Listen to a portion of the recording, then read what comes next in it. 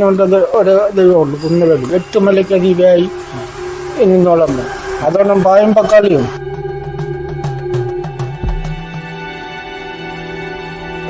എല്ലാം വിളിച്ചു ചൊല്ലലാണ്. രഹസ്യങ്ങളൊന്നും തന്നെയില്ല, എല്ലാം പരസ്യമായി തന്നെ അപ്പൂപ്പനും ഭക്തജനങ്ങളും എല്ലാവരും കേൾക്കെ ഭക്തന്റെ ദോഷങ്ങളും ദുരിതങ്ങളും മാറാൻ വേണ്ടി പ്രകൃതിയെയും അപ്പൂപ്പനെയും മലദൈവങ്ങളെയും എല്ലാം സങ്കല്പിച്ചുകൊണ്ടാണ് ഈ ഊരാളിമാർ വിളിച്ചു ചൊല്ലി പ്രാർത്ഥന നടത്തുന്നത്.